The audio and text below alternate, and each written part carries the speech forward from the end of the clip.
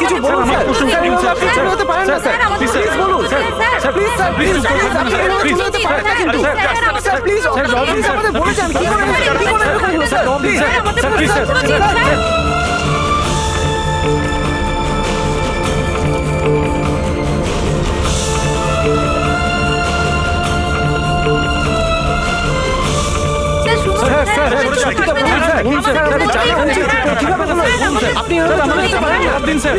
Please please sir, please থাকবেন না sir.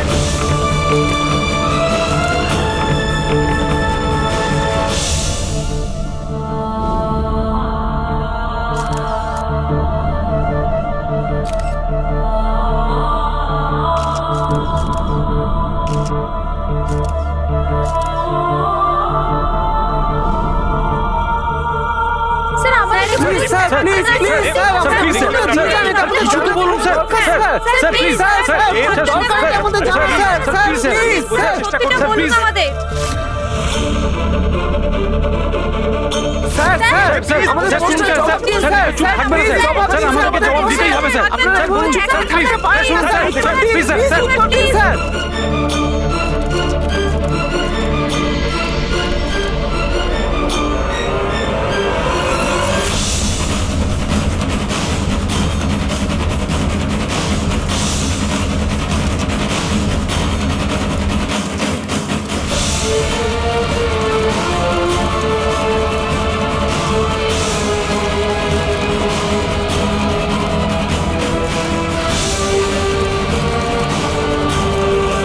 Sir আপনি কেন গুলি চালাতে হলো স্যার, বলুন স্যার, বলুন কি কারণ ছিল যে আপনি গুলি চালাতে হলো স্যার, স্যার এটা আমাদের জানা দরকার, স্যার আমাদেরকে বলুন স্যার, স্যার স্যার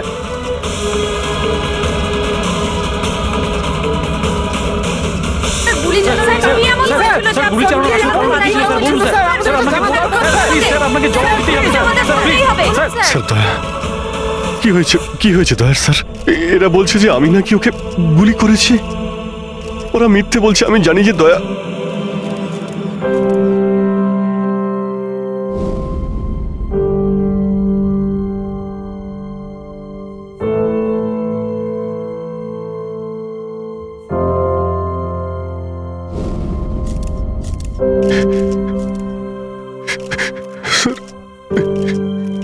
স্যার আমি জানি না স্যার, আমি কখন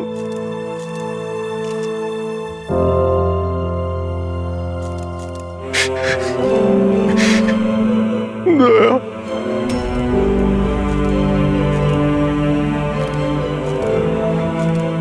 না অভিজিৎ, তুমি ভেতরে যেতে পারবে না। তুমি দয়ার প্রাণ নিয়েছো, তোমাকে আমরা গ্রেপ্তার করছি।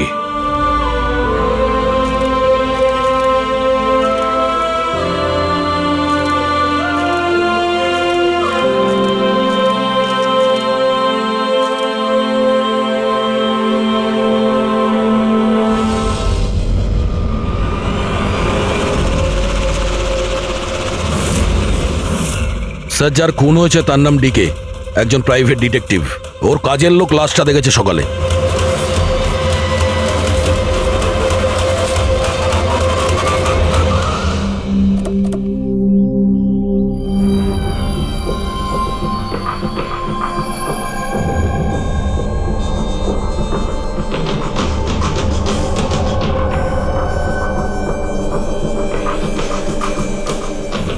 দয়া, এর মুখ তো ক্ষতবিক্ষত, মনে হচ্ছে পয়েন্ট ব্ল্যাঙ্ক রেঞ্জ থেকে একাধিক গুলি করে মারা হয়েছে একে।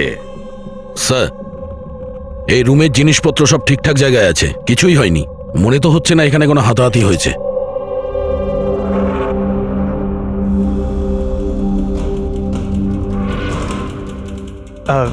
স্যার, এই কাভার্ড আর লকার তো খোলা আছে, আর সব জিনিসপত্র নিজের জায়গায় আছে। দেখে তো মনে হচ্ছে যে কেউ এতে হাতই দেয়নি।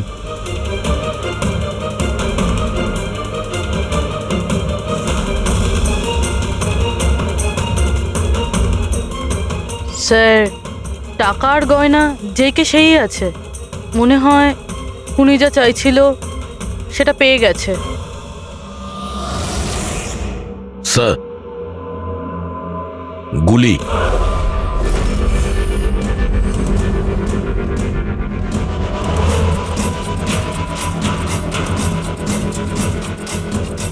3টে গুলি চলেছে দয়া।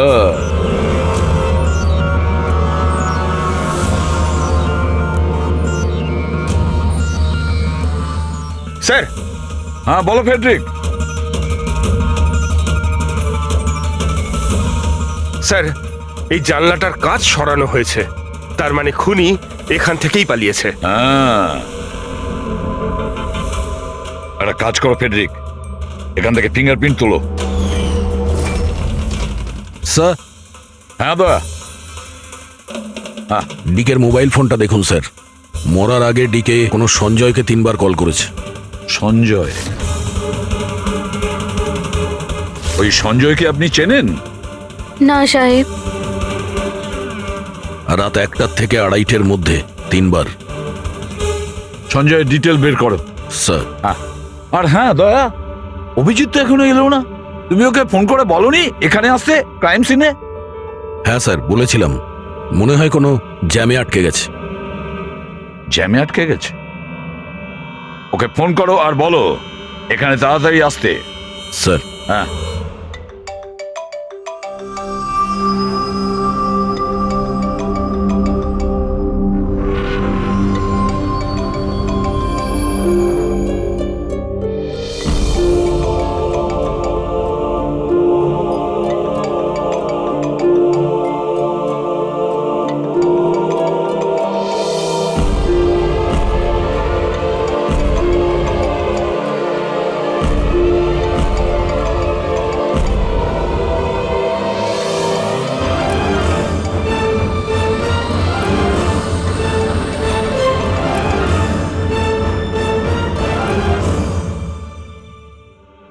হ্যাঁ দয়া, অভিজিৎ কি বলছে, কোথায় ও?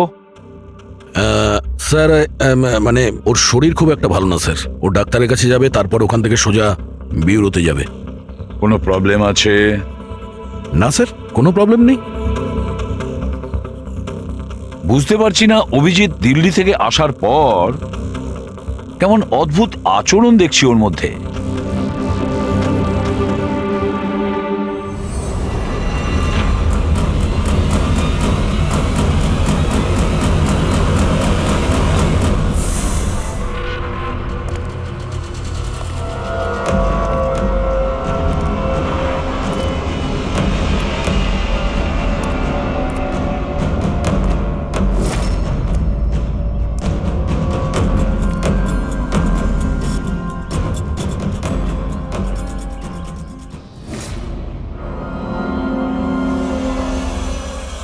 তোমার আমার সাহায্যের দরকার।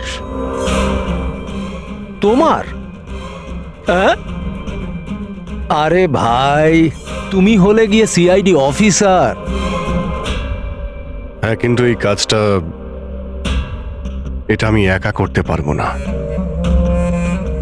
চলো ঠিক আছে, তোমাকে সাহায্য করব, এতে আর কি আছে।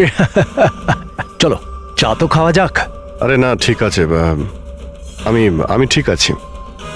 আই মিন, দেখ চেতন, এই কাজটা না, এই ব্যাপারে যেন কেউ কিছু না জানে, বিশেষ করে আমার টিম। আরে এটা আবার কি কথা বলছো? আমরা এতদিনের পুরনো বন্ধু, এইটুকু বিশ্বাস করতে পারছো না? হ্যাঁ বলো, কি করতে হবে?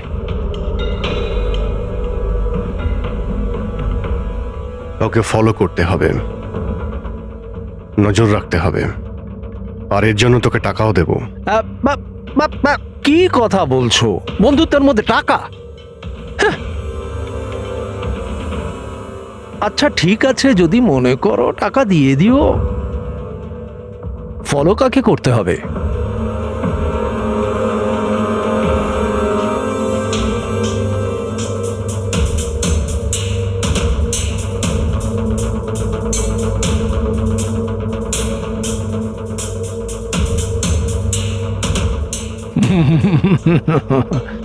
অভিজিৎ, মনে হচ্ছে তুমি ভুল করে ভুল ছবি দিয়ে দিয়েছো।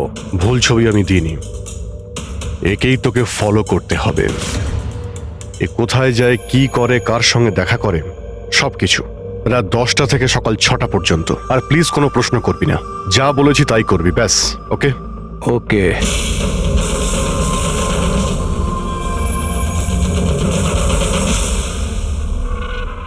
হয় অভিজিৎ পাগল হয়ে গেছে, না হলে বিরাট বড় কোনো গেম চলছে।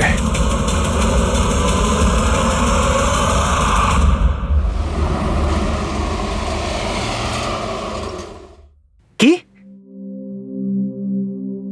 কি বলছেন? ও খুন হয়ে গেছে? মরার আগে ডিকে শেষবার ফোনে আপনার সঙ্গে কথা বলেছিল মাঝরাতে। কি কথা হয়েছিল আপনাদের মধ্যে? আমার কথাতে একজনের উপরে নজর রাখছিল, কোনো প্রমাণ পেয়েছিল, সেই জন্য আমাকে ফোন করেছিল। হায়ার করেছিলেন কেন? আমার বস মন্দিরা ম্যাডামের জন্য। মন্দিরা? কুমার জুয়েলার্সের ওনার, বিখ্যাত পেজ 3 সেলিব্রিটি। আশা করি আপনারা ওই দিল্লির কেসটার ব্যাপারে নিশ্চয়ই জানেন বোধহয়। ও হো হো হো হো, মন্দিরা কুমার, মন্দিরা দেবী। ওনার বিরুদ্ধে তো ওনার স্বামী, শ্বশুর, শাশুড়ি আর কেয়ারটেকারকে মারার অভিযোগ আছে, তাই না? ঠিক বলেছেন। কিন্তু সঠিক প্রমাণ না থাকার কারণে কোর্ট মন্দিরা দেবীকে ছেড়ে দেয়। আর তার কিছুদিন বাদেই মন্দিরা দেবীর পার্সোনাল অ্যাসিস্ট্যান্ট ঈশানা আত্মহত্যা করে নেয়।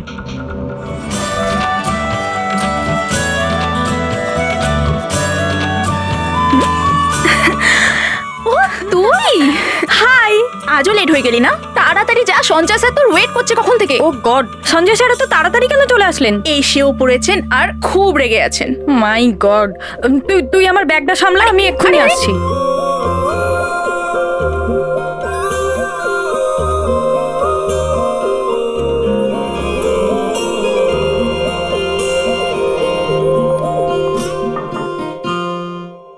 মে I come in sir? Come in. Sorry sir, sorry I am so sorry sir. কটা বাজে বলো তো তুমি? এটা কোনো অফিসে আসার টাইম হলো? স্যার ট্রাফিক খুব বেশি ছিল। কি ট্রাফিকের কথা বলছো তুমি? রোজ একই কথা বলে যাও তুমি। হ্যাঁ, এই অফিসের বাকি লোকজনও তো ওই ট্রাফিক পেরিয়ে আসে, তাই না? হ্যাঁ বলো কুমার।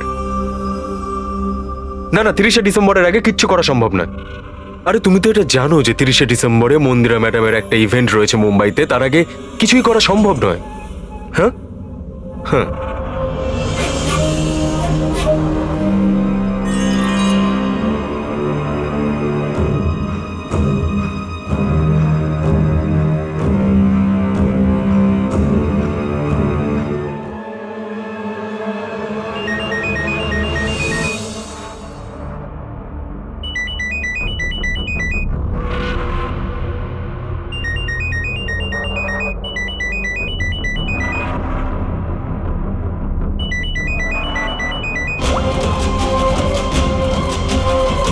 ঠিক আছে।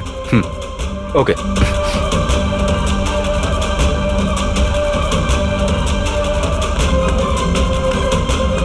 কি হলো?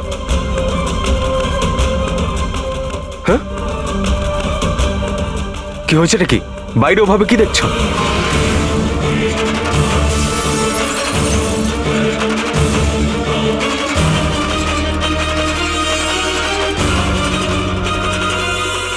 আমারই কেবিনের জানলা দিয়ে ঝাঁপ মেরে আত্মহত্যা করেছিল। আত্মহত্যা কেন করেছিল সেটা কেউ জানে না। আচ্ছা, মন্দিরা দেবী ডিকে কে কার ওপর কড়া নজর রাখতে বলেছিলেন?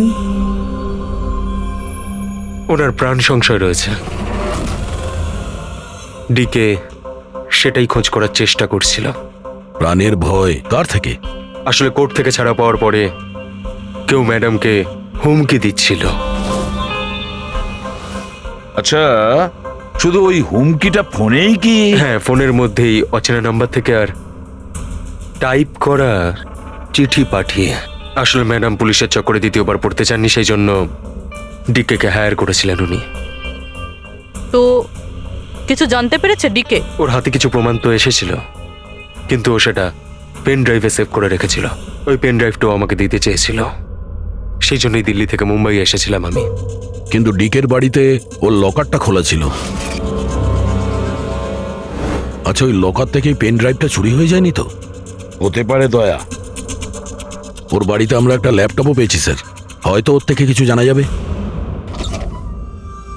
মন্দির এটা কি করে করতে পারলো? পুরো অ্যাকাউন্টটাই বন্ধ করে দিল। নিজেকে কি মনে করেন উনি? সবকিছু কি ওনার ইচ্ছা মতো হবে নাকি? এনারা কারা? সিআইডি। আমরা ওই মানে সঞ্জীবের সঙ্গে দেখা করতে এসেছি। আপনারা দুজন কে? স্যার ইনি কায়রা, মিস্টার কুমার, মন্দিরা ম্যাডামের মেয়ে। ও স্যার, আর ইনি ম্যাডামের রিলেটিভ মিস্টার সুবীর। আমরা মন্দিরা ম্যাডাম আর ওর ফ্যামিলির সঙ্গে কবে দেখা করতে পারবো? কারণ ওদের প্রাণ রক্ষা করার দায়িত্ব এখন আমাদের ওপর। ইনফ্যাক্ট মন্দিরা ম্যাডাম, কায়রার কাকাতো দাদা শেখর আর ওনার স্ত্রী সবাই আজ রাতেই আসছেন। 30শে ডিসেম্বর কুমার্স জুয়েলার্সের একটা বড় চ্যারিটি ইভেন্ট রয়েছে, তাতে পার্টিসিপেট করার জন্য। তাহলে ঠিক আছে, কালকে সকালেই দেখা হবে।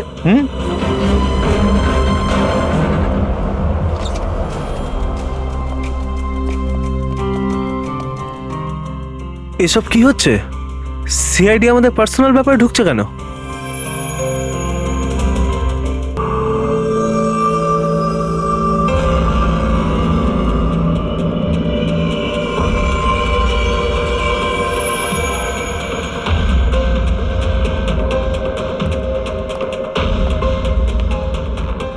Good morning sir. Good morning.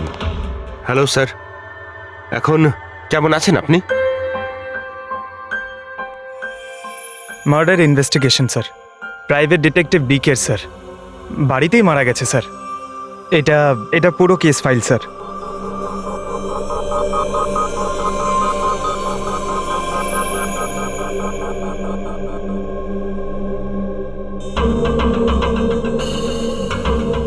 Sir, এই ছবিগুলো ওর বাড়ির ছবি, এগুলো ওরই বাড়ির ছবি এটা। আর এখানেই ওর মার্ডার হয়েছে, তাই না?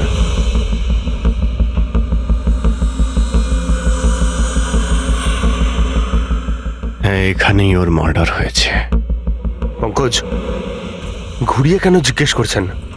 আমরা এইমাত্র তো সেটাই বললাম। সেটাই তো স্যার।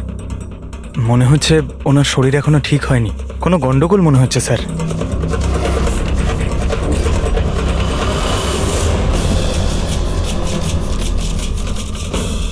অভিজিৎ,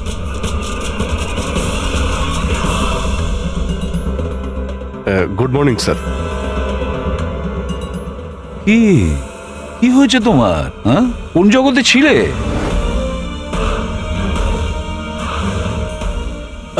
অভিজিৎ, তোমার শরীর খারাপ ছিল না? তাহলে ডক্টরের কাছে যাওয়ার কথা ছিল, এখানে কেন? হ্যাঁ হ্যাঁ স্যার, ওই কিছুদিন ধরেই শরীরটা ভালো নেই স্যার, কিন্তু এখন ঠিক আছে। I am better now. Yeah, গোলমাল চলছে। স্যার, ডিকে সঞ্জয়কে যে পেন ড্রাইভটা দিতে যাচ্ছিল, ওর যে ডেটা আছে ওগুলো উদ্ধার করার যে একটা উপায় আছে স্যার। পেন ড্রাইভ তো পাওয়া যায়নি তো। তাহলে ডেটা কোথা থেকে পাবে? স্যার, আছে না একটা উপায় আছে, ওই আমরা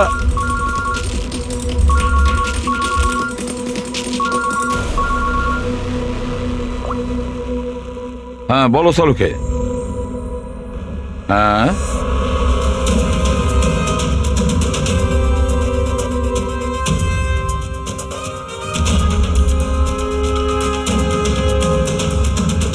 দয়া স্যার,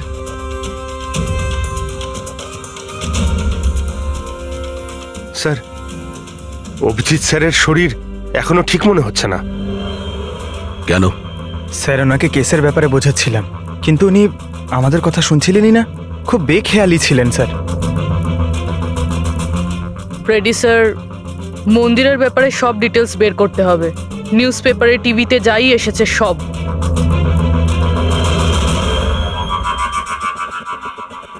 বাড়িতে ঢোকার একটাই রাস্তা আছে, মেন গেট। চাবি ডিকে আর ওর বাড়ির মেডের কাছে থাকে। বাথরুমের জানালা তার মানে খুনি খুনি বাথরুমের জানালার কাঁচ খোলে আর ভিতরে ঢোকে, আর তারপর অভিজিৎ ক্রাইম সিনে ছিলই না, আর এখানে তো বাথরুমের কোনো ফটোও নেই। তাহলে ও এগুলো কি করে জানলো? অভিজিৎ আমার কাছে কিছু লুকোচ্ছে, কিন্তু কি?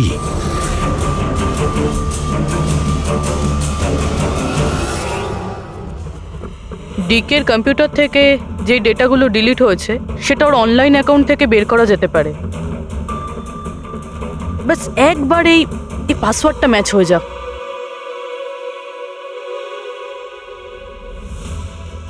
কিছুদিন ধরেই শরীরটা ভালো নেই স্যার, কিন্তু এখন ঠিক আছে, আই এম বেটার না।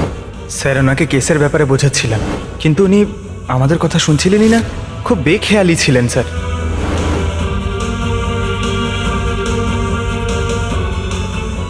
Yes sir, sir password match হয়ে গেছে।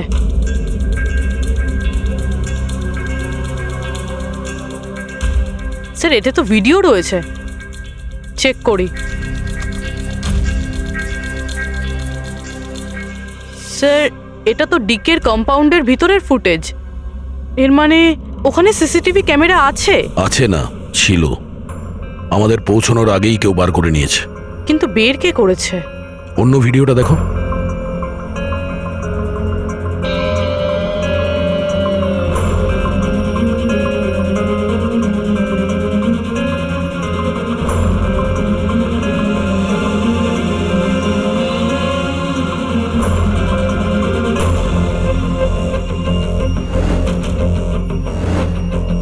এটা কি করে সম্ভব?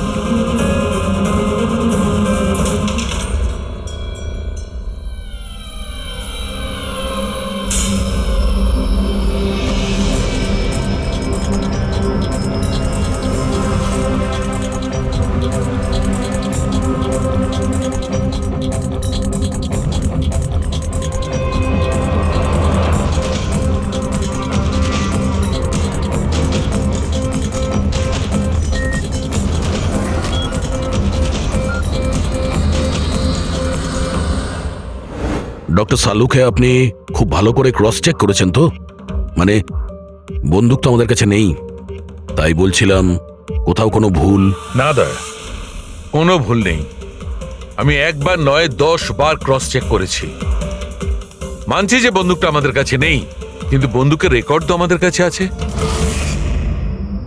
সেই গুলিটা যা দিয়ে ডিকেকে মারা হয়েছে, সেই গুলিটা ওর বন্দুক থেকেই চলেছিল।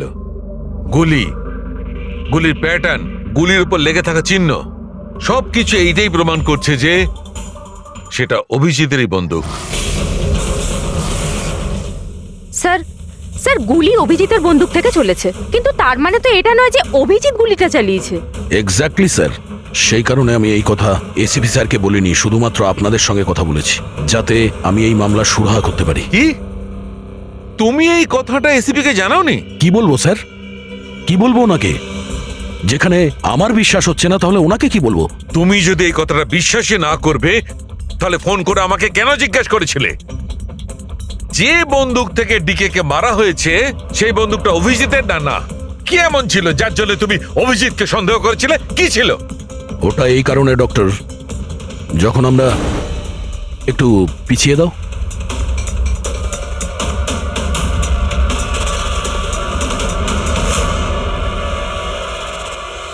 অভিজিৎ ডিকের বাড়িতে, আর দয়া তারপরেও তুমি অভিজিৎকে বাঁচানোর চেষ্টা করছো। দেখো দয়া, অভিজিৎ আর তোমার বন্ধুত্বকে আমি খুবই শ্রদ্ধা করি, তার কদরও করি, কিন্তু ডিউটি, নিজের দায়িত্ব, সব সম্পর্ক সব বন্ধুত্ব থেকে বড় হয় না। আর এই কথাটা নিশ্চয়ই আমি তোমাকে বুঝিয়ে বলতে যাব না। স্যার পোক্ত কোনো প্রমাণ ছাড়া অভিজিৎ স্যারকে সন্দেহ? এটা প্রমাণ নয় তো কি পুরবি? অভিজিৎ ডিকের বাড়িতে ঢুকেছিল, এটা যদি প্রমাণ নয় তো কি পুরবি? অভিজিৎ স্যার ডিকের ঘরে গেছিল সেটা আমরা দেখেছি, কিন্তু উনি ডিকেকে মেরেছেন এটা তো আমরা দেখিনি। স্যার এটাও তো হতে পারে ওনার বন্দুক দিয়ে ডিকেকে অন্য কেউ মেরেছে। হতেই পারে, এটা হতে পারে যে অভিজিতের বন্দুক দিয়ে ডিকেকে অন্য কেউ মেরেছিল, কিন্তু এই অবস্থায় অভিজিতের বন্দুকটা অভিজিতের কাছে থাকার কথা নয়। তোমাদের কি অভিজিৎ এ কথা বলেছে? ও কি বলেছে যে ওর বন্দুকটা হারিয়ে গেছে? বন্দুক হারিয়ে যাওয়ার কোন রিপোর্ট দেখিয়েছে? ও সব সময় তোমাদের সঙ্গে ছিল, কিন্তু ও কি বলেছে যে অদ্ভুত পোশাক পরে ডিকের ঘরে কেন ঢুকেছিল, আর তাও বাথরুমের কাঁচ ভেঙে? বলো বলো। স্যার, আপনার এই সমস্ত প্রশ্নের উত্তর আমি অভিজিৎকে জিজ্ঞাসা করব, কিন্তু ততক্ষণের জন্য এসিপি স্যারকে আপনি কিচ্ছু বলবেন না। দেখো, তোমরা এই ব্যাপারটা সামলে নাও, কিন্তু ব্যাপারটা আমার ভালো লাগছে না। Please doctor, please. ঠিক আছে, কাল সকাল পর্যন্ত। দয়া, আমি কাল সকাল পর্যন্ত তোমাদের সময় দিচ্ছি। হয় তোমরা সত্যিটা আবিষ্কার করো, নয় এই সমস্ত কথাটা নিজে এসিপি কে বলে দাও। তুমি যদি এসিপি কে কথা না জানাও, তাহলে আমি নিজে প্রদ্যুমনকে এই সমস্ত ব্যাপারটা বলবো।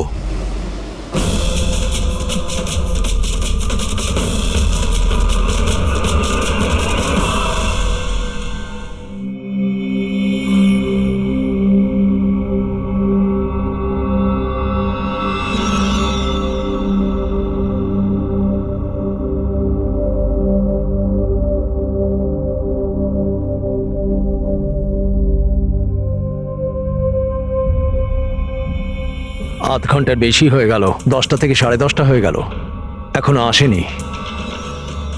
সারা রাত মনে হয় অপেক্ষা করতে হবে।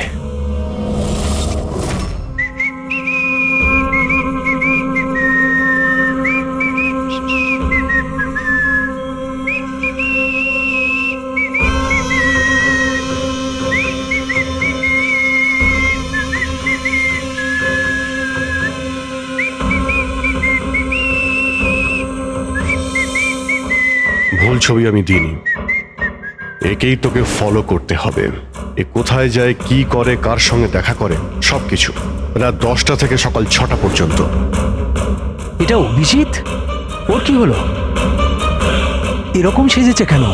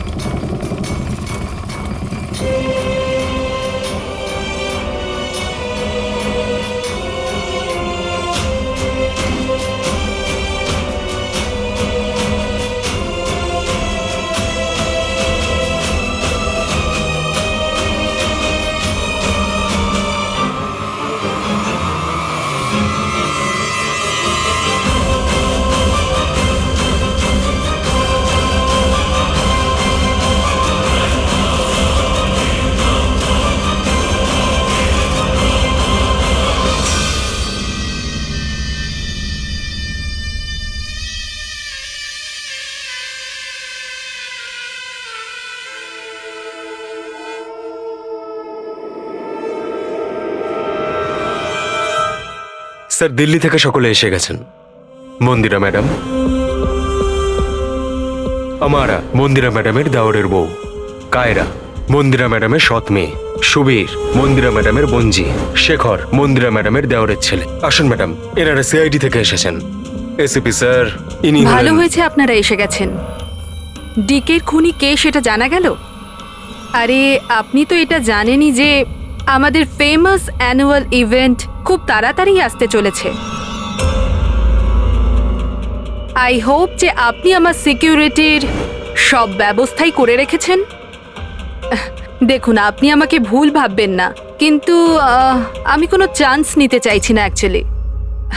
এই ইভেন্টটা আমার কাছে খুব বেশি ইম্পর্ট্যান্ট, কিন্তু আমার প্রাণের থেকে বেশি নয়।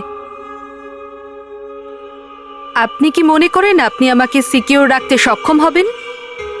আর ডিকের কেসটায় কিরকম কি প্রোগ্রেস হলো? আসল খুনির ব্যাপারে কিছু জানা গেল? ওসব আপনার জানার দরকার নেই মন্দিরা দেবী। মেইন হলো আপনার নিরাপত্তা, সেটা দায়িত্ব আমাদের। কি চমৎকার! বৌদি, আপনার ভয় লাগছে মন্দিরা দেবীর? যাকে আইনও কিছু করতে পারলো না, মানতে হবে তাকে। যে আপনাকে ভয় পাইয়ে দিয়েছে? মনে হয় ও জানে না ইনার ব্যাপারে যে ইনি কি কি করতে পারেন। আপনিও কি মনে করেন আমি আমার স্বামী আর বাকি সবাইকে মেরে ফেলেছি? দেখুন, আপনার বিরুদ্ধে যে অভিযোগই থাকুক না কেন, সেটাতে আমাদের কিছু যায় আসে না। কোর্ট আপনাকে রায় দিয়েছে, আর আমরা কোর্টের রায়কে যথেষ্ট সম্মান করি। আপনি শুধু এটা বলুন, আপনি কাকে সন্দেহ করেন? কে এমন আছে যে আপনাকে মারতে চায়? সন্দেহ? হ্যাঁ, সন্দেহ। না না না, আমি কাউকেই সন্দেহ করছি না। বরং আমার এটা পুরো বিশ্বাস যে আমি মারা যাওয়ার পরে এরা সবাই খুব খুশি হবে। আর আমাকে মেরে ফেলার ষড়যন্ত্রেও এদের মধ্যেই কারো হাত আছে। And I am very sure যে ঈশানার আত্মহত্যাতেও এদের মধ্যেই একজনের হাত আছে। এবার আপনিই বলুন, এত ভালো প্রিয় আত্মীয় পরিজনরা থাকতে আমার শত্রুর কি দরকার? মম প্লিজ, তুমি আবার এই নিজের ইমোশনাল ড্রামাটা শুরু করো না। এখানে কোনো ক্রিমিনাল নেই যে তোমাকে মারতে চায়। রাইট। নিজেকে নির্দোষ ভাবা আর অন্যকে দোষী মনে করাটা, এটা তো বৌদির পুরনো অভ্যেস। আই সোয়ার, আমি তো এই গল্পটাকে বিশ্বাসই করি না। কে মারতে চায় তোমায়? আর কারা হুমকি দিচ্ছে? কোথায় আছে সে হুমকি দেওয়া লেটারগুলো? হ্যাঁ মন্দিরা দেবী, সেটা কোথায়? ওটা আমার মনে নেই, আমি ফেলে দিয়েছি। সি, আই নিউ যে তুমি এটাই বলবে। So convenient. ব্যাস, অনেক হয়েছে।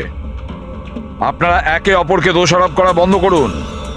তবে একটা কথা খুব ভালো করে মনে রাখবেন, আমরা সবাইকে সন্দেহ করি। তাই সবাইকে বলছি, তার মানে হলো আপনাদের সবাইকে সন্দেহ করি, আপনাদের সবাইকে।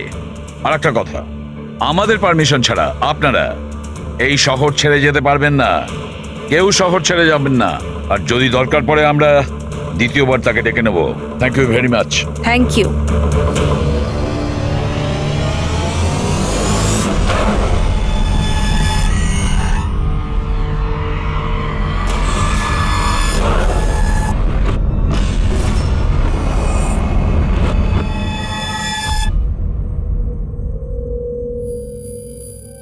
এটা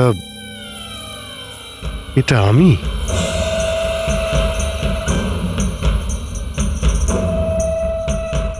এই পোশাক পরে ঘুরছিলাম? এই পোশাক তো রোজ আমার ওয়াশিং মেশিনে ধোয়া হয়।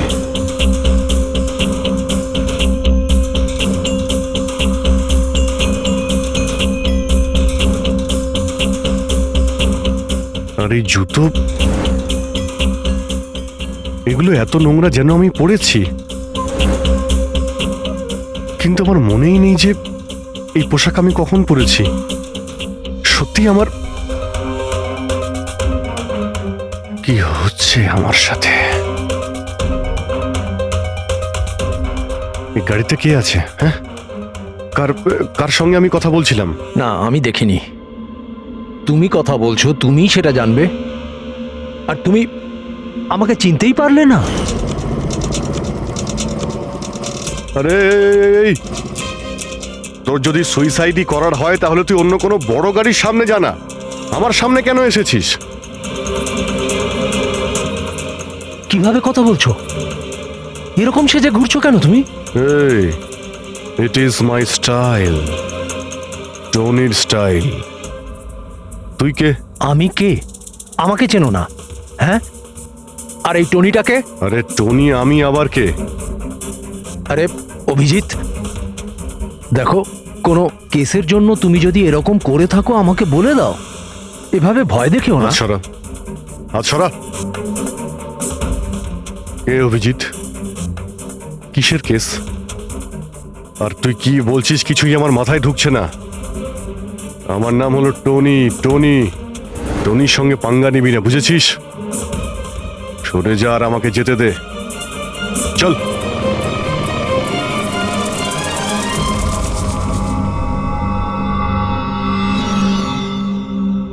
এই অভিজিৎ নিজেকে টনি কেন বলছে? টনি? কে কে টনি? সত্যি তোমার কিছুই মনে নেই? না, আমার কিছুই মনে নেই, সত্যি বলছি আমি।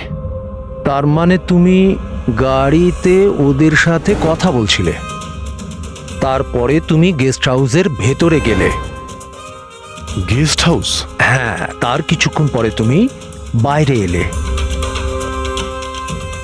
আমি গেস্ট হাউসের ভিতরে গেলাম? ভিতরে গিয়ে আমি কি করলাম? হ্যাঁ, তুই দেখেছিস কিছু করেছিলাম আমি? আমি কি করে দেখবো, আমি তো বাইরে ছিলাম না। সব কি হচ্ছে? আমাকে ওখানে যেতে হবে। কোথায়? গেস্ট হাউসের নাম কি? হ্যাঁ,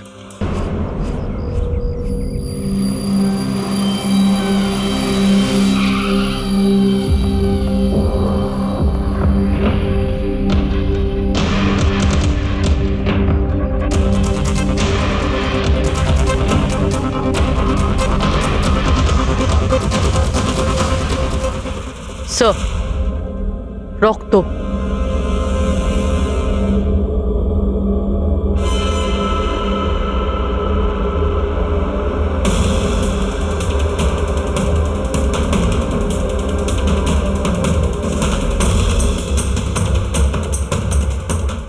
অভিজিৎ,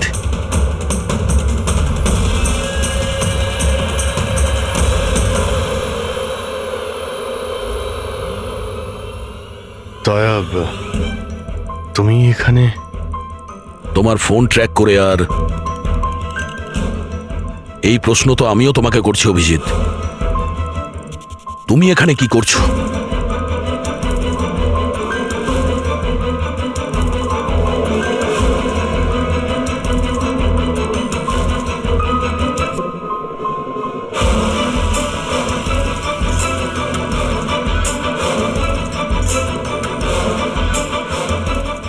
না, এটা আমি আমি আমি বলছি দয়া, এখানে এখানে কি হয়েছিল? অভিজিৎ, এখানে কি হয়েছে ওটা তো আমি দেখছি, তুমি বলো কে করেছে এটা? হ্যাঁ, তো তুমি এদের দুজনকে মেরেছো? আমি? অভিজিৎ, তোমাকে কিছু জিজ্ঞাসা করলাম, তুমি মেরেছো এদের? স্যার স্যার স্যার, আপনি অভিজিৎ স্যারকে দোষ দিচ্ছেন।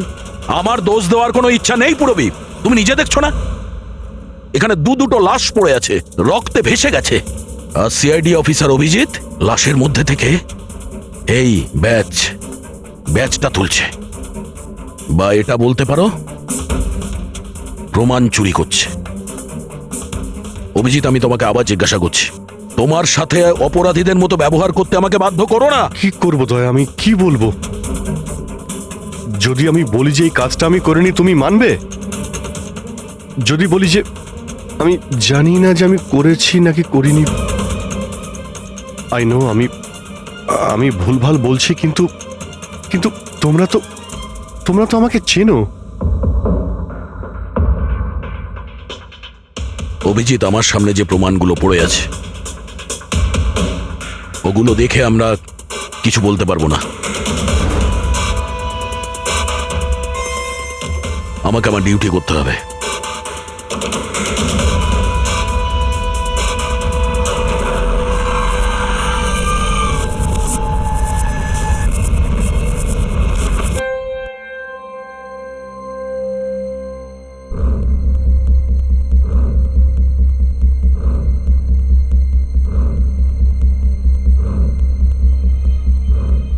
অভিজিৎ, এতক্ষণ ধরে একের পর এক জিজ্ঞেস করে যাচ্ছি তোমাকে, কিন্তু কোনো উত্তর দিচ্ছ না তুমি। হ্যাঁ, তুমি জানো তোমার ওপর কি অভিযোগ আছে? মাথায় কিছু ঢুকেছে? স্যার, ওই এক মিনিট, ব্যাস। তোমার কাছে এটা আশা করিনি। এত কিছু ঘটে গেল, তুমি আমাকে বলনি কেন? আমাকে বলনি দয়া? সালুকে আমাকে বললো, তা নাহলে তো আমি জানতামই না। তা আমি তাই করেছি যেটা উচিত ছিল। বলো অভিজিৎ, তুমি কি এই খুনটা করেছো? অভিজিৎ, তুমি কি এই খুনটা করেছো? আমি জানি না স্যার। কেন জানো না? তুমি কেন জানো না? হ্যাঁ, ডিকের বাড়িতে তুমি লুকিয়ে লুকিয়ে ঢুকেছিলে, সেটা আমি সিসিটিভিতে দেখেছি। ওই লাশগুলোর পাশে তুমি দাঁড়িয়েছিলে, এই দয়া তোমাকে এখানে ধরে নিয়ে এসেছে। ডিকে আর বডিগার্ডের ওপরে যে গুলিটা চলেছে সেটা তোমার গান থেকে চলেছে, ওই গান থেকে চালানো হয়েছে। আর তুমি বলছো তুমি কিছুই জানো না? আমার চোখের ওপর চোখ রেখে তুমি বলো, বলো তুমি এই খুন করোনি, বলো তুমি এইগুলো কিছুই জানো না। বললাম তো আমি জানি না স্যার, আমি কিছুই জানি না স্যার, সরি। কি বলবো আপনাকে, আমি কি বলবো স্যার? যখন আমি বুঝতেই পারছি না যে আমি ডিকের বাড়িতে কেন গিয়েছিলাম, কি করে সমস্ত খুন আমার বন্দুক থেকেই হচ্ছে, আমি জানি না স্যার। স্যার আমি তো ডিকিকে চিনিই না, ওর বডিগার্ডদেরও আমি চিনি না, আমি মন্দিরাকেও চিনি না, আমি তো স্যার নিজেকেও চিনি না। আমি কোথায় যাই, কি করি, কার সঙ্গে দেখা করি, আমি কিছুই জানি না। গত কয়েকদিন ধরে আমার সঙ্গে এইরকমই হচ্ছে স্যার, কিন্তু আমি কিছুই বুঝতে পারছি না। সারাদিন সব ঠিকই থাকে, রাতে বাড়িতে যাই, খেয়ে দিয়ে ঘুমিয়ে পড়ি, আর যখনই সকালে উঠি তখন অদ্ভুত জামা কাপড় পরা দেখি, অদ্ভুত জুতো দেখি, যেগুলো আমার নয়। জানি না কি করে আমার বাড়িতে চলে আসে। ড্রেসগুলো ওয়াশিং মেশিনে ধোয়া হয়েছে, জুতোতে মাটি লেগে থাকে, এমনটা মনে হয় যেন আমি ওগুলো ব্যবহার করেছি, কিন্তু আমি বুঝতে পারি না। নিজেকে খুব ক্লান্ত লাগে, এমন মনে হয় যেন আমি সারা রাত জেগেছিলাম, অথচ আমি কি করেছি আমার কিছুই মনে থাকে না। মনে হয় প্রতিদিন আমার 6 থেকে 7 ঘন্টা হারিয়ে যাচ্ছে, যার ব্যাপারে আমি কিছুই জানি না। আপনি বলছেন আমি ডিকের বাড়িতে গিয়েছিলাম, হতে পারে, কিন্তু আমি জানি না। আমি ডিকে আর ওর বডিগার্ডদের মেরেছি কিনা আমি জানি না। আমি মন্দিরাকে মারার চেষ্টা করেছি সেটাও আমি জানি না। আমি কি করেছি, কেন করেছি, আমি কি করতে চলেছি, আমি কিছুই জানি না স্যার, আমি কিছুই জানি না।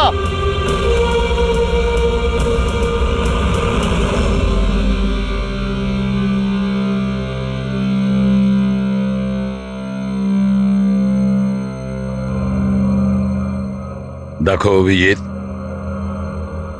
এই মুহূর্তে তুমি নিজের জন্যে আর অন্যদের জন্যেও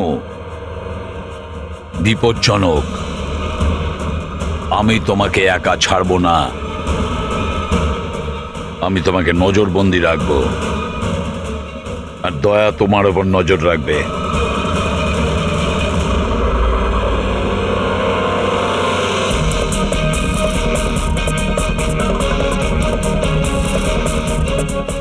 দয়া, স্যার, একটা কথা ভালো করে মনে রাখবে, তুমি নিজের বন্ধুর ওপর নয়, বরং একজন অপরাধী খুনির ওপর নজর রাখবে, এমন একজন লোক যে মানসিক ভারসাম্য হারিয়েছে। আজ থেকে এই কেসের তদন্ত আমি নিজে করব, আর তুমি অভিজিৎকে আটকাবে কোনো অপরাধ করা থেকে, আর তার জন্য যদি অভিজিতের ওপর গুলিও চালাতে হয় তাও তুমি চালাবে। Is that clear? Yes sir.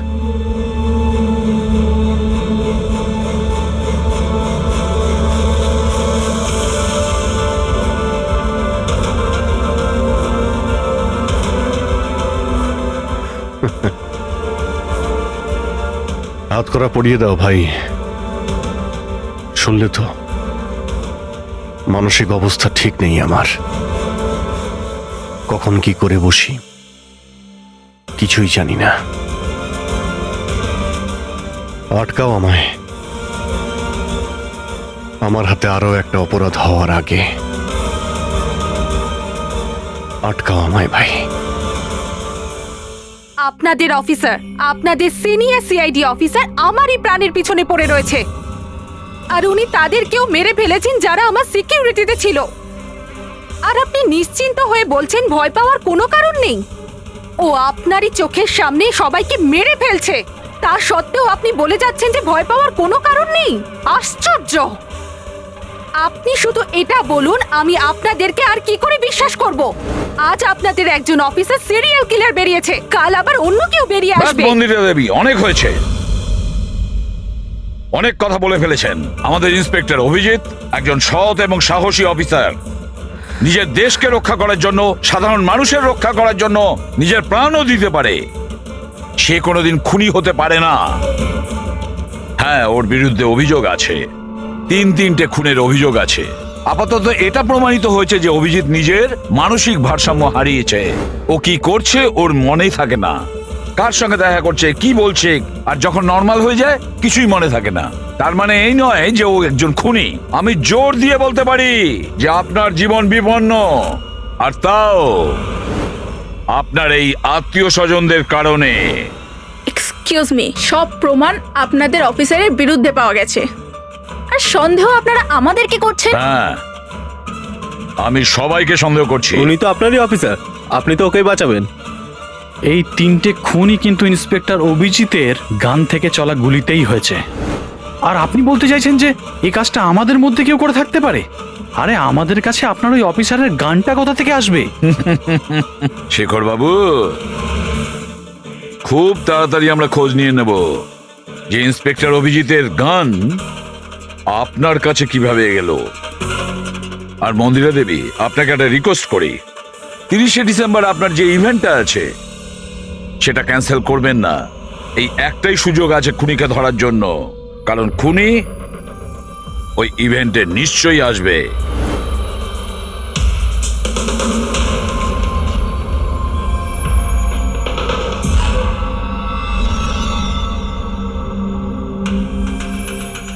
Sir sir হ্যাঁ সঞ্জয়, কি হচ্ছে? স্যার, আপনি অভিজিৎ স্যারের ব্যাপারে কিছু বলছিলেন যে ওনার ভিতরে অন্য একজনের প্রতিফলন ঘটে, স্মৃতিশক্তি ওনার, মানে উনি আগের দিন রাতের কথা মনে করতে পারেন না। হ্যাঁ, তো ঠিক এরকমই, এক্স্যাক্টলি এরকমই অন্য আরেকজনের সাথেও হয়েছিল। কার সঙ্গে বলুন? স্যার, ঈশানা। ঈশানা?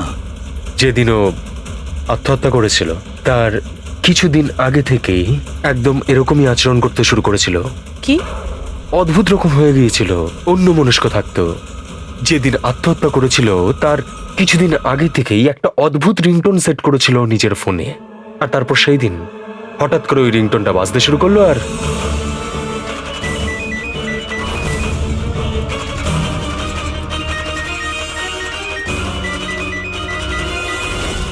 স্যার, ওকে দেখে মনে হচ্ছিল ও যেন নিজের মধ্যেই নেই।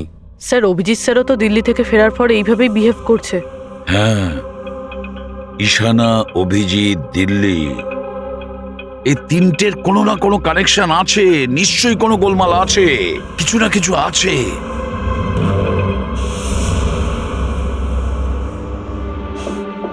কফি। আরে খেয়ে নাও ভাই, কিছুই মেশাইনি। আমি এখানেই আছি, পালিয়ে যাচ্ছি না।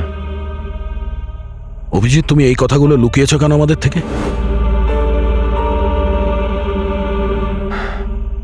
লুকোতে হয়েছিল ভাই, কি করব আমি? আমি কিছুই বুঝতে পারছিলাম না যে আমি কি করব, আমার সঙ্গে কি হচ্ছে। যেখানে আমি নিজেই কনফিউজ, আমি সেখানে কি বলবো তোমাকে? সেই জন্যে, আর কোনো ব্যাপার নয়। আমার ওপর ভরসা ছিল না নাকি? আমাকে যোগ্য ভাবনি যে আমি তোমার কোনো সাহায্য করতে পারি? কি ভাই, এসব কি বলছো তুমি? ব্যাপারটা এরকম নয়। তাহলে বলনি কেন? আমার তো মনে হচ্ছে আমি তোমাকে চিনি না। এই মুহূর্তে আমি যার সঙ্গে বসে কথা বলছি সে অভিজিৎ নাকি অন্য কেউ?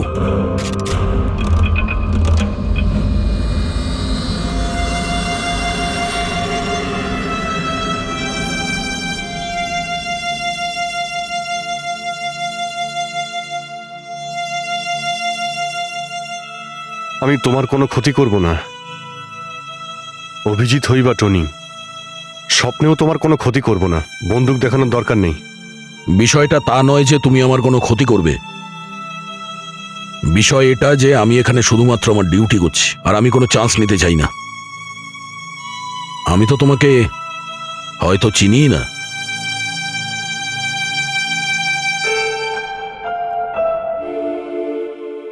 ঠিক আছে, তুমি যখন বুঝতেই পারছো না আর কি বলবো।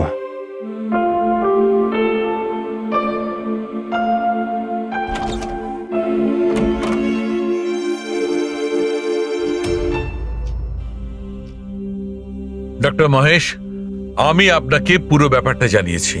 এবার আপনি বলুন আপনার কি মনে হচ্ছে। দেখুন, এক্ষুনি আপনারা যেটা বললেন যে এই অভিজিৎ আর ঈশানার ব্যাপারে, এটার থেকে তো একটা ব্যাপার একদম পরিষ্কার যে দুজনের কন্ডিশনই একদম সমান। Artificially induced split personality. এটাকে যদি সোজা ভাষায় আপনাদের বোঝাই তাহলে এই কন্ডিশনে পেশেন্টের মস্তিষ্কে তার এই নিজের ব্যক্তিত্ব ছাড়াও অন্য আরও একটা ব্যক্তিত্ব প্ল্যান্ট করা হয়, যেটা কোনো বিশেষ কারো আদেশ বা নির্দেশ অনুযায়ী চলাচল করে। আর এটাকে এমনভাবে সেট করা হয় যাতে ওই ব্যক্তিত্ব বিশেষ ধার্য করা সময়ে বিশেষ ধরনের ট্রিগার পেলে ওই ব্যক্তিত্বকে সম্পূর্ণ প্রভাবিত করে।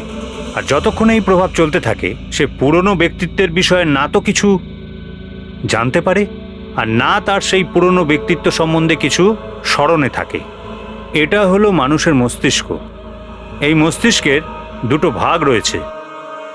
সচেতন মস্তিষ্ক মানে কনসাস স্টেট অফ মাইন্ড, যার মধ্যে আমরা এখন আছি। অচেতন মস্তিষ্ক মানে semi conscious state of mind, মানে যখন আমরা ঘুমিয়ে থাকি তখন সক্রিয় হয়। আর কখনো কখনো জেগে থাকার সময়ও কোনো নেশার বা কোনো ওষুধের প্রভাবেও আমাদের অচেতন মস্তিষ্ক সক্রিয় হয়ে ওঠে। সচেত আর অচেত দুটো অবস্থাতেই মস্তিষ্ক ভিন্ন ভিন্ন কাজ করে, কিন্তু এই অবস্থাতে দুটো মস্তিষ্কই যা চিন্তা করে, কোনো কথা বা কোনো স্মৃতি সব সেভ করে নেয়। সচেত মস্তিষ্কের মধ্যে সেভ করা কথাবার্তা আমাদের অনেক বছর ধরে মনে থাকে, কিন্তু অচেত মস্তিষ্কে সেভ করা কথাবার্তা আমাদের মনেই থাকে না। ডক্টর মহেশ, এটা একটা হিপনোটাইজার মতো সম্মোহন, যাতে মানুষের মস্তিষ্ককে পুরো কন্ট্রোল করে যা কিছু করানো যায় রোবটের মতো, আর পরে কোনো বিশেষ আওয়াজ করে ওই সম্মোহনটাকে ভেঙে দেওয়া যায়, মানুষের কিছুই মনে থাকে না। না না না ডক্টর সালুকে, সম্মোহন একদম আলাদা প্রক্রিয়া। সম্মোহন অবস্থায় আপনি মানুষকে ততক্ষণই কন্ট্রোল করতে পারেন যতক্ষণ সে সম্মোহিত আছে। সম্মোহিত অবস্থা থেকে একবার বেরিয়ে আসার পর তাকে আবার সম্মোহিত করতে হয়। এখানে ব্যাপারটাই পুরো আলাদা। এখানে মানুষের মস্তিষ্কে একটা ঘটনা যা আদৌ ঘটেইনি, একটা ব্যক্তি যার কোনো অস্তিত্বই নেই, তাকে ওই মানুষের মস্তিষ্কের ভিতরেই প্ল্যান্ট করা হয়। তার মস্তিষ্কে এই কথাটাই ফিট করা হয়। আচ্ছা, তার মানে এত কিছু অভিজিতের সঙ্গেও ঘটেছে। কোনোভাবে অভিজিৎ ওই ট্রিগারগুলো পেয়ে যায়, যার কারণে টনি জেগে যায়। Exactly sir. রাতে অভিজিৎ ঘুমিয়ে পড়ার পর নিশ্চয়ই কোনো না কোনো আওয়াজ শুনতে পায়, যেটা ওই টনির জন্য একটা ট্রিগারও হতে পারে। হয়তো ওই আওয়াজটা শুনেই টনি জেগে যায়, কিন্তু অভিজিৎ সেখানেই ঘুমিয়ে থাকে।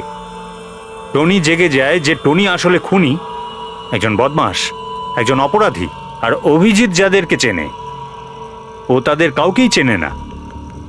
যদি এটাই হয়তো অভিজিতের ভেতরের টনিকে কোনোভাবে কমেন্ট দেওয়া হয়েছে মন্দিরাকে মেরে ফেলার জন্য, তাহলে 30শে ডিসেম্বর ইভেন্টে টনি এর পরিণাম দেখতে চায়।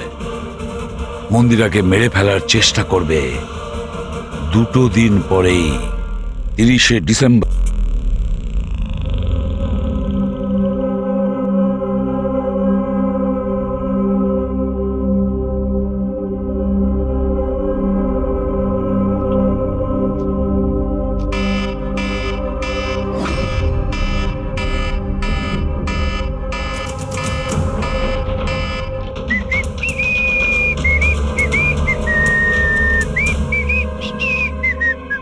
অভিজিৎ,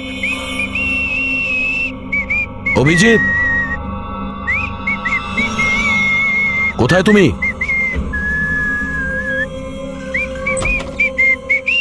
অভিজিৎ, অভিজিৎ, ওই শুনতে পাচ্ছ না?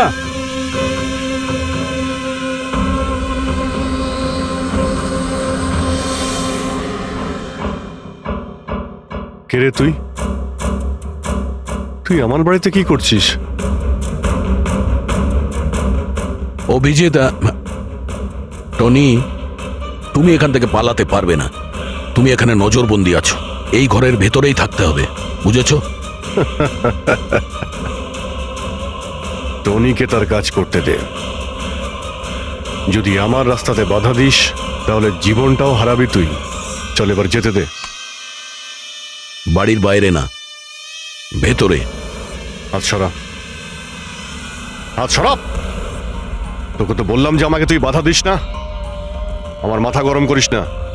আমার কাজের সময় কেউ বাধা দিতে পারবে না আমায়। চল। টনি, তুমি কোথাও যাবে না, এখানে, এখানেই থাকবে তুমি, বুঝেছো?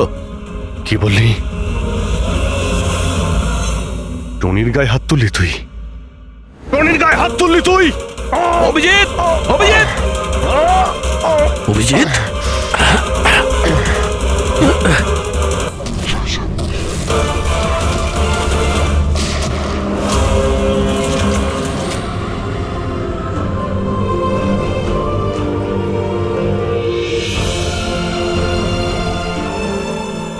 স্যার দয়া, কি হয়েছে? কি হয়েছে দয়ার স্যার?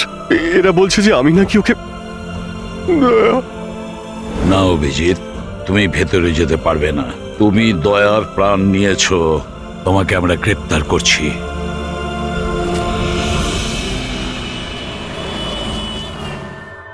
ঈশানার ফোন রেকর্ডে ডক্টর তানিয়ার নাম কয়েকবার এসেছে। আপনাদের মধ্যে কেউ চেনে ডক্টর তানিয়াকে? আত্মহত্যা করার আগে উনি ডক্টর তানিয়ার সাথে দেখা করেছিলেন কি? এই ডক্টর তানিয়া কোনো ডেন্টিস্ট নয় তো? মারা যাওয়ার আগে ঈশানা কয়েকবার একজন ডেন্টিস্টকে দেখিয়েছিল। আমার নাম তো মনে নেই, কিন্তু হতে পারে ইনিই সেই।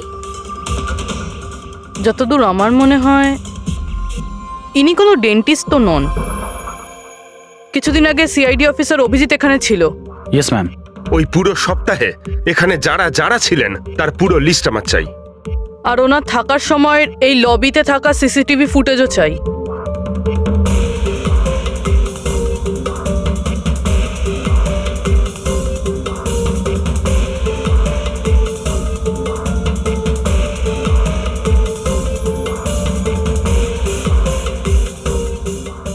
এক মিনিট পজ করুন।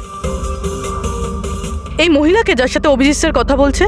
পুরবি, এই লিস্টটাতে ডক্টর তানিয়ার নাম আছে।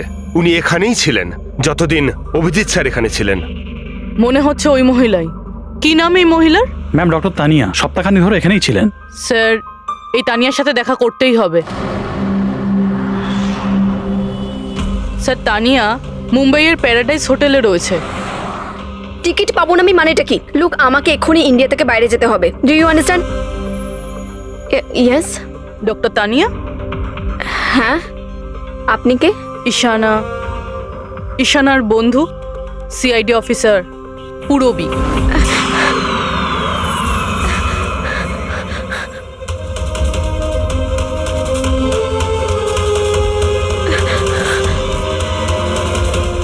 পালানো অত সহজ নয়।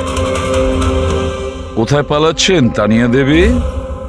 কি কি চানটা কি আপনারা? অভিজিতের সঙ্গে কি করেছেন আপনি?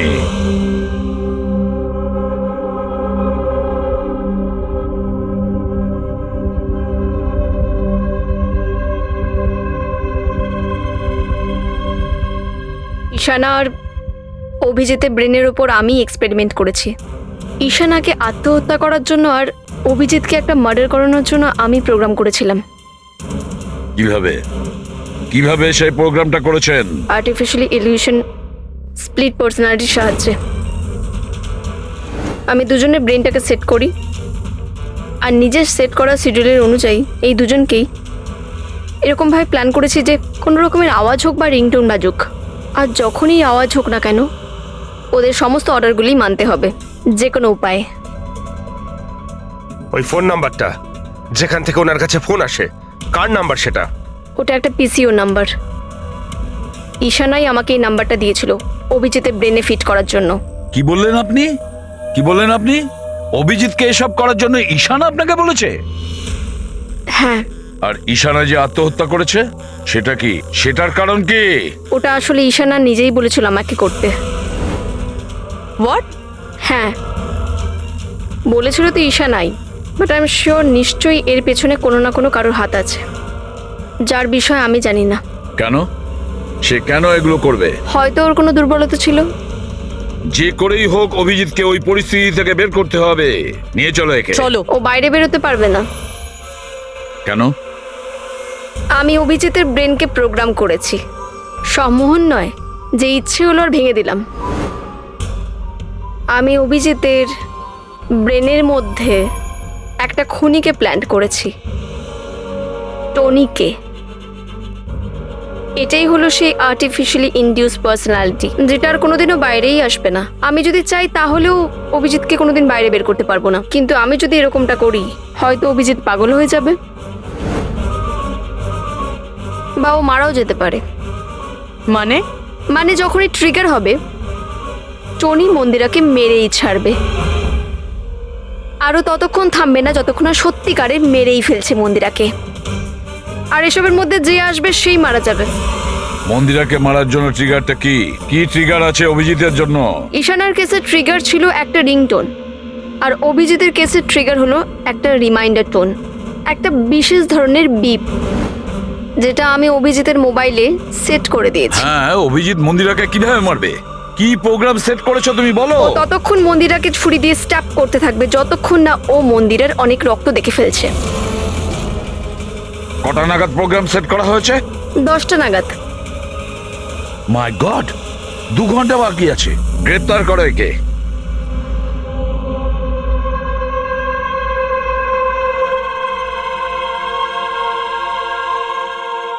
জীবনে কখনো ভাবিনি স্যার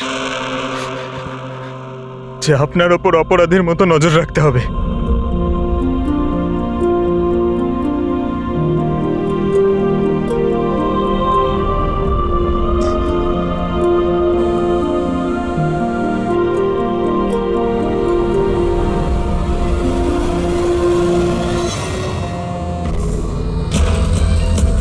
পঙ্কজ, ড্যাম ইট, ফোনটা ধরো।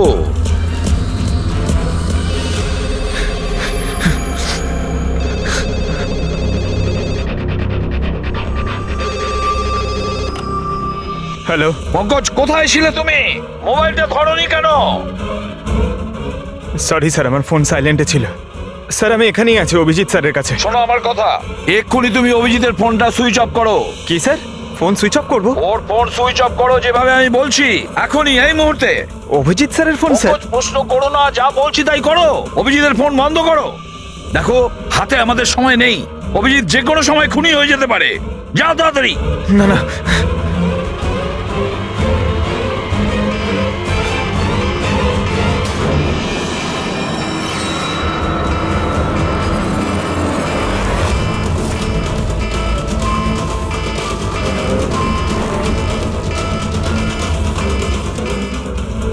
ভিজে গেল, কি করি?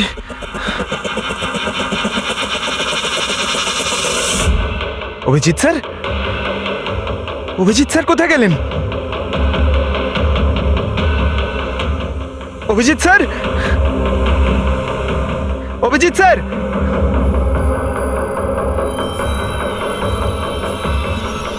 স্যার! তুই আমাকে আটকে রাখবি? হ্যাঁ, আমাকে আটকে রাখবি তুই? টনিকে? হ্যাঁ, টনি আর টনির কাজের মাঝে যে আসবে তাকে মরতে হবে, মরতে হবে তাকে।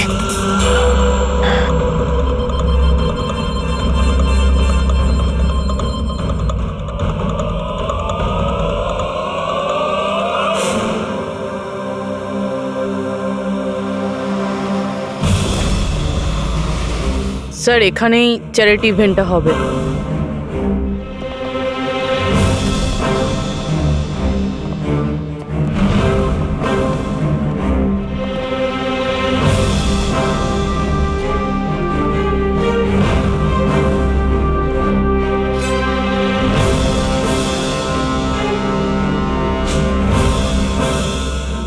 আপনারা এখানেই দাঁড়ান please.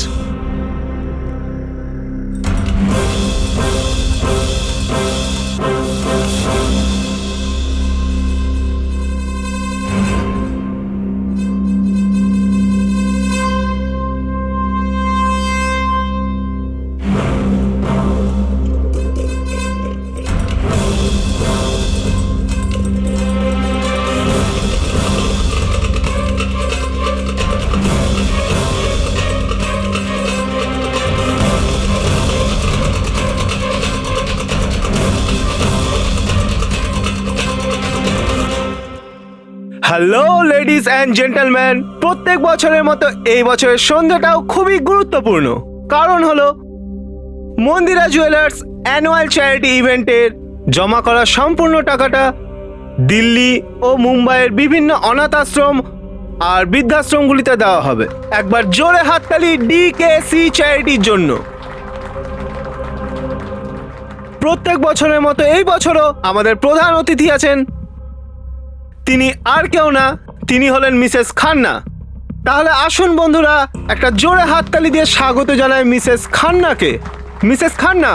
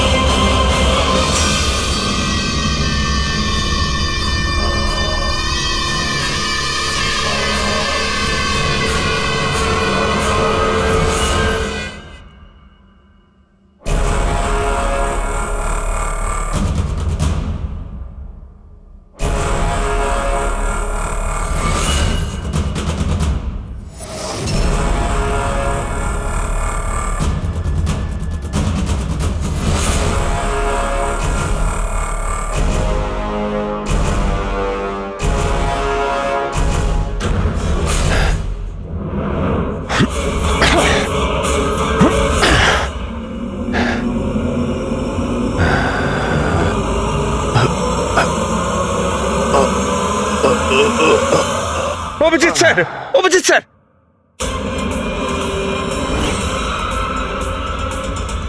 Sir, sir, lights on. Sir, sir, Abhijit ঠিক আছে? স্যার, স্যার, ওকে তাড়াতাড়ি নিয়ে চলো, তাড়াতাড়ি এসো।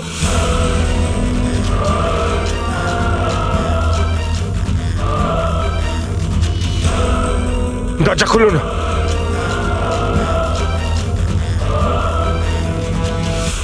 মন্দিরা দেবী, টনি তার মিশন কমপ্লিট করেছে মন্দিরা দেবীকে মারার। আর আমাদেরকে ভরসা করার জন্য আপনাকে অসংখ্য ধন্যবাদ। আপনারা সবাই আমাকে এখানে আনলেন কেন? আমার তো এখন স্টেজে থাকা উচিত। ম্যাডাম, আমাদের একটা প্ল্যান আছে। প্ল্যান? রবি,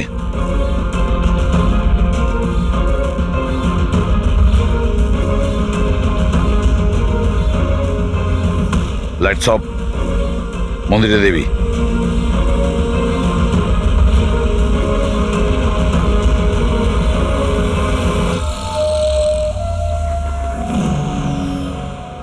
আর আপনার প্রশংসা না করে পারছি না। Thank you. মম, তুমি ঠিক আছো তো? এসব কি? আপনারা আমাদের গ্রিন রুমে লক করে কি করতে চাইছিলেনটা কি? আসল খুনি তো অন্য কেউ, তাই না? স্যার, আপনি সবকিছু মায়ের জীবনের ঝুঁকি নিয়ে করেছেন। যদি সত্যিই মায়ের কোনো ক্ষতি হয়ে যেত তাহলে? এতে তো সত্যি ভীষণ বড় রিস্ক ছিল স্যার, বাট আই হোপ এবার বিপদ কেটে গেছে। বিপদ এখনো কাটেনি, কারণ এই খেলার আসল মাস্টার মাইন্ড এখনো ধরা পড়েনি। গল্প এখনো অনেক বাকি আছে।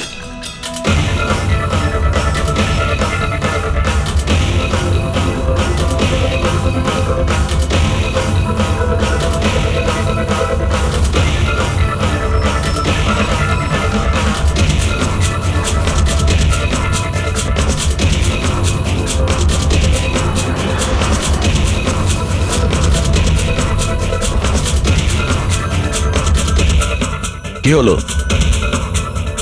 আমাকে দেখে ভালো লাগলো না? কখনো কখনো খুনি পর্যন্ত পৌঁছানোর জন্য আমাদের অ্যাক্টিং করতে হয়। তার মানে ওনার মৃত্যুর খবরটা নাটক ছিল? আমার মৃত্যুতে খুনি খুব খুশি হয়েছিল যে ও জিতে গেছে, আর ওই সুযোগটাই আমরা কাজে লাগিয়েছি। আমরা মন্দিরা দেবীকে বাঁচানোর চেষ্টা করছিলাম, আর দয়া মাস্টার মাইন্ডের পিছনে লেগেছিল। কিন্তু আসল মাস্টার মাইন্ডটা কে?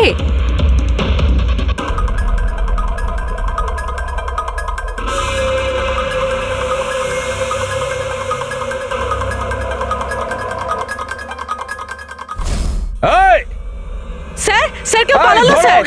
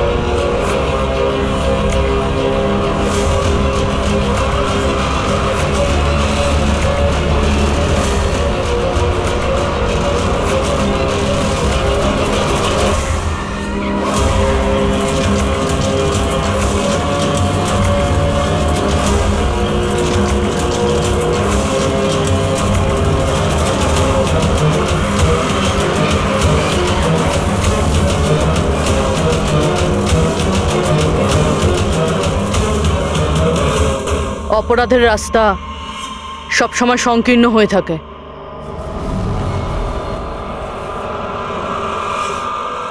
তুমি এটাই ভাবছো যে আমরা কি করে জানলাম যে তুমি খুন করেছো? আমরা তো এটা জানতাম যে এই মাস্টার মাইন্ড মন্দিরা দেবীর নিজেরই কোনো লোক। তাই আমার মৃত্যুর পরে আমি সব থেকে আগে এটা খোঁজ নিয়েছি যে আপনাদের মধ্যে কে সে যে অভিজিৎকে চিনতো বা দেখা করেছেন।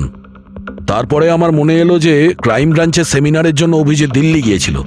ওই সেমিনারে আসা লোকেদের লিস্ট যখন আমি দেখলাম তখন জানলাম যে কায়রাও গিয়েছিল। ক্রিমিনাল সাইকোলজির স্টুডেন্ট কায়রা। আর তানিয়াকে জিজ্ঞাসাবাদ করার পরে আমরা জানতে পারলাম যে ঈশানাই এই সমস্ত কাজ করতে বলেছে। ওই সময় ঈশানার মা সরকারি হাসপাতালে অ্যাডমিট ছিলেন, আর তার কিছুক্ষণের মধ্যেই ঈশানার মাকে বেসরকারি হাসপাতালে যেখানে অ্যাডমিট করা হয়েছিল সেখানকার পুরো খরচ মিস কায়রা করেছিল।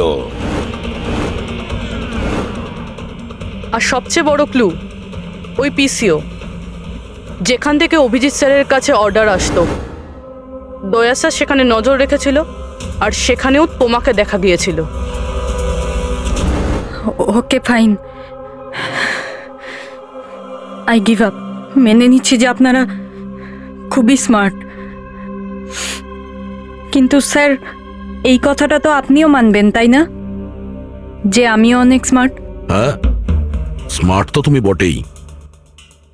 ক্রিমিনাল সাইকোলজির একজন ব্রিলিয়ান্ট স্টুডেন্ট যে সৎ মায়ের থেকে নিজের পুরো পরিবারের খুনের বদলা নিতে চেয়েছিল। লোকেদের মস্তিষ্ক নিয়ে খেলা করা আর তাদের নিজের চক্রব্যূহে ফাঁসানো, এটাই এনার বিশেষত্ব। তাই আমি ভাবলাম যে এনাকে এনারই পদ্ধতিতে মেরে দিলে কেমন হয়। সেই কারণেই আমি ঈশানার সাথে দেখা করি, আর তারপর ডক্টর তানিয়ার সাহায্য নিই। She was mad, she wanted to do an experiment. তারপর আমি ঈশানাকে অনেক বুঝিয়েছি, অনেক বোঝানোর পরে শি ওয়াজ রেডি। ওই এক্সপেরিমেন্ট নিজের উপর করায়, কিন্তু somehow I was never convinced. আমি সবসময় কনফিউজ ছিলাম যে ওই এক্সপেরিমেন্টটা করতে পারবে না। আর ঠিক ওই সময় আমার সাথে দিল্লিতে অভিজিতের দেখা হয়, আর ওনার সাথে দেখা হওয়ার পর আমি ভাবলাম যে এত সৎ আর ভালো অফিসার থাকা সত্ত্বেও এই এক্সপেরিমেন্ট অন্য কেউ কেন করবে। তারপর আমি আর ডক্টর তানিয়া অভিজিৎকে ব্যবহার করি।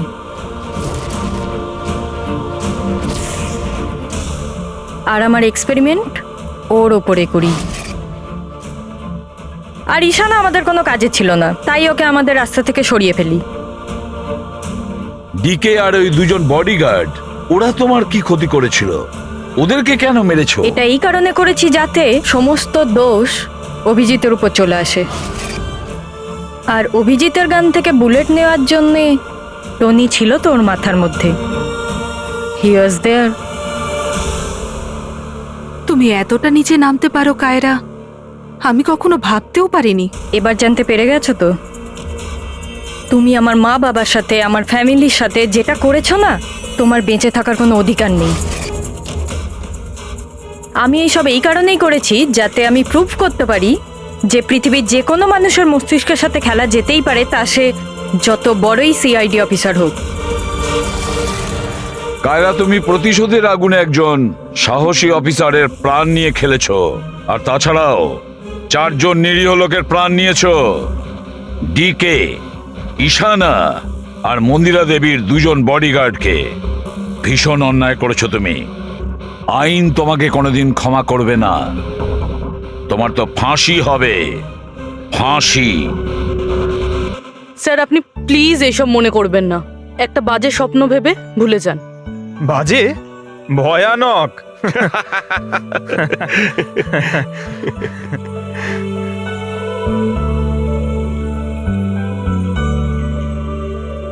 বস, হ্যাঁ বলো সালুকে, বলো। কেস তো সলভ হলো? হ্যাঁ, কেস তো সলভ হলো, কিন্তু কিন্তু কি? বস, অভিজিতের মস্তিষ্কে যে টনিকে প্ল্যান্ট করা হয়েছিল, সেই উদ্দেশ্যটা সফল হয়েছে। তারপরে এখন আর কেউ ট্রিগার ধরবে না, ওর কানের সামনে কেউ গান করবে না, যার কারণে অভিজিৎ টনি হয়ে যেত। হ্যাঁ হ্যাঁ, কিন্তু বস, কিন্তু কি? বস, কথাটা এই, টনি অভিজিতের মস্তিষ্ক থেকে কখনো যাবে না। কি? টনি অভিজিতের পার্সোনালিটির অংশ হয়ে গেছে বস। কেউ জানে না যে কবে, কখন, কোথায় সামনে এসে যাবে।